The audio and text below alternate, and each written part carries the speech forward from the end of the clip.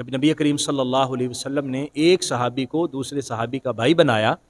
تو انہوں نے یہاں تک اس تعلق کو اور اس رشتہ اخوت کو یہاں تک لیا کہ جس طرح ہمارا سگا بھائی ہے یہ ویسے ہی ہمارے بھائی ہیں. اور انہوں نے اپنے وہ مہاجرین بھائی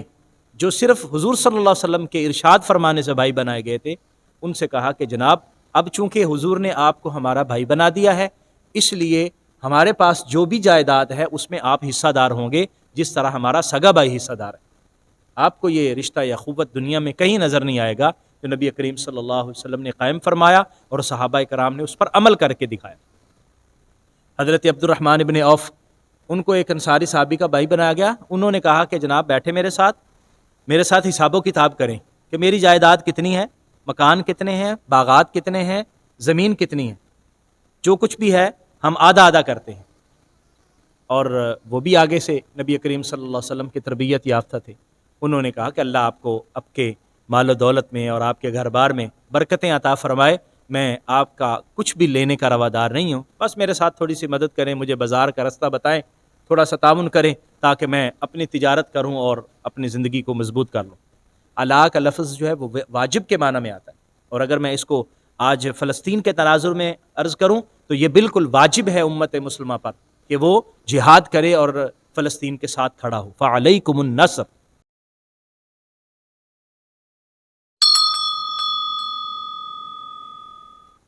بسم اللہ الرحمن الرحیم. سورہ انفال کا آخری رکوع پڑھ رہے ہیں اور 72 نمبر آیہ مبارکہ ہے سورہ انفال. اعوذ باللہ من الشیطان الرجیم. بسم اللہ الرحمن الرحیم. ان الذین آمنوا وہاجروا وجاہدوا باموالہم وانفسہم فی سبیل اللہ والذین آووا ونصروا اولئک بعضهم اولیاء بعض والذین آمنوا ولم یہاجروا ما لکم من ولایتہم من شیء حتی یہاجروا وَإِنِ اسْتَنْصَرُوكُمْ فِي الدِّينِ فَعَلَيْكُمُ النَّصْرُ إِلَّا عَلَىٰ قَوْمٍ بَيْنَكُمْ وَبَيْنَهُمْ مِيثَاقٌ وَاللَّهُ بِمَا تَعْمَلُونَ بَصِيرٌ. اللہ تعالیٰ نے ہمیں وہ دین عطا فرمایا جو مکمل ضابطۂ حیات ہے, جس میں صرف ہماری عبادات کے حوالے سے ہی رہنمائی نہیں کی جاتی بلکہ زندگی کے تمام امور میں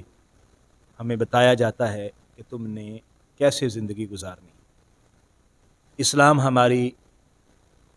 عبادات میں بھی رہنمائی کرتا ہے, معاملات میں بھی رہنمائی کرتا ہے, اور پھر وہ معاملات ذاتی نوعیت کے ہوں اس میں بھی رہنمائی ملتی, وہ ہمارے گھریلو نوعیت کے ہوں اور معاشی معاشرتی, یہاں تک کہ ہمارے جو ملکی احکام ہیں اس میں بھی اسلام ہماری رہنمائی کرتا ہے, اور بین الاقوامی مسائل کے اندر بھی ہمیں تعلیمات فراہم کی جاتی ہیں. یہ آیہ مبارکہ بین الاقوامی تناظر میں اگر دیکھا جائے تو ہمیں کچھ رہنمائی عطا فرما رہی ہے کہ ہمیں دیگر لوگوں کے ساتھ اپنا تعلق کیسے استوار رکھنا ہے, اور وہ لوگ جو اسلامی ریاست میں رہتے ہیں, اسلامی سلطنت میں رہتے ہیں, ان کا باہمی تعلق کیسا ہو, اور وہ لوگ جو دارالکفر میں رہتے ہیں یا دارالحرب میں رہتے ہیں ان کے ساتھ معاملات کیسے. فرمایا کہ ان الذین آمنوا, وہ لوگ جو ایمان لائے, وہاجروا اور ہجرت کر لی, وجاہدوا باموالہم اور انہوں نے جہاد کیا اپنے مالوں کے ساتھ, وانفسہم اور اپنی جانوں کے ساتھ, فی سبیل اللہ اللہ کے رستے میں, والذین آووا اور وہ لوگ جنہوں نے ان کو پناہ دی, ونصروا اور ان کی مدد کی, اولئک بعضهم اولیاء بعض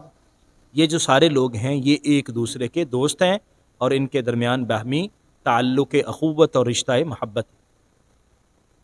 دو گروہوں کا یہاں ذکر کیا گیا, ایک مکہ کے رہنے والے, وہ لوگ جو ہجرت کرتے ہیں اور اپنا سب کچھ مکہ میں چھوڑ کر مدینہ طیبہ آ جاتے ہیں. ہجرت بھی کی انہوں نے, پہلے اسلام قبول کیا, ہجرت کی اور سب کچھ چھوڑ کے آ گئے, اور پھر یہاں آئے تو یہاں جہاد بھی انہوں نے کیا, اپنے مال بھی خرچ کیے اور اپنی جانیں بھی قربان کی. پہلے تو ان کا مال خرچ کرنا یہ تھا کہ سب کچھ اللہ کے لیے اور دین کی خاطر سب کچھ مکہ میں چھوڑ کے آ گئے، اور جب مدینہ طیبہ میں آئے تو یہاں جو رہنے والے لوگ تھے وہ انصار،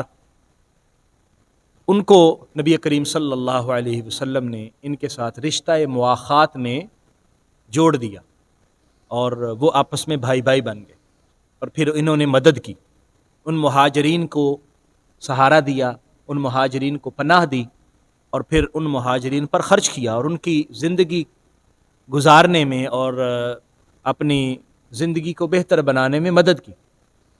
جب نبی کریم صلی اللہ علیہ وسلم نے ایک صحابی کو دوسرے صحابی کا بھائی بنایا تو انہوں نے یہاں تک اس تعلق کو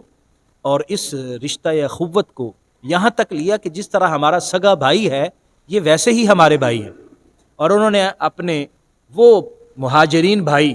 جو صرف حضور صلی اللہ علیہ وسلم کے ارشاد فرمانے سے بھائی بنائے گئے تھے، ان سے کہا کہ جناب اب چونکہ حضور نے آپ کو ہمارا بھائی بنا دیا ہے، اس لیے ہمارے پاس جو بھی جائیداد ہے اس میں آپ حصہ دار ہوں گے جس طرح ہمارا سگا بھائی حصہ دار ہے۔ آپ کو یہ رشتہ یا اخوت دنیا میں کہیں نظر نہیں آئے گا جو نبی کریم صلی اللہ علیہ وسلم نے قائم فرمایا اور صحابہ کرام نے اس پر عمل کر کے دکھایا۔ حضرت عبد الرحمن ابن عوف، ان کو ایک انصاری صحابی کا بھائی بنایا گیا، انہوں نے کہا کہ جناب بیٹھے میرے ساتھ حساب و کتاب کریں کہ میری جائیداد کتنی ہے، مکان کتنے ہیں، باغات کتنے ہیں، زمین کتنی ہے، جو کچھ بھی ہے ہم آدھا آدھا کرتے ہیں۔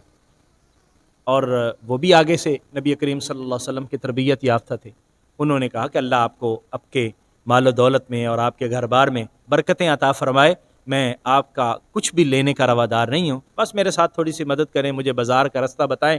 تھوڑا سا تعاون کریں تاکہ میں اپنی تجارت کروں اور اپنی زندگی کو مضبوط کر لوں۔ تو ایک یہ تعلق ہے۔ اب یہ اگر اس کو بین الاقوامی تناظر میں دیکھا جائے تو آج ہمارے وہ بھائی کہ جن پر کفار نے حملہ کیا اور کفار نے ان پر عرصہ حیات تنگ کر دیا اور وہ اپنے ملک میں نہیں رہ پاتے، تو ان کو وہ وہاں سے ہجرت کرتے ہیں، تو مسلم ملک وہ ان کے لیے اپنے دروازے کھولے اور ان کی مدد کرے۔ یہ اس کی بہترین مثال یہ ہماری پاکستان کی مثال ہے کہ جنہوں نے افغانستان کے لیے جب روس نے حملہ کیا تھا تو اپنے دروازے کھولے اور یہاں مہاجرین کو ٹھہرایا، پاکستان میں ان کو پناہ دی۔ تو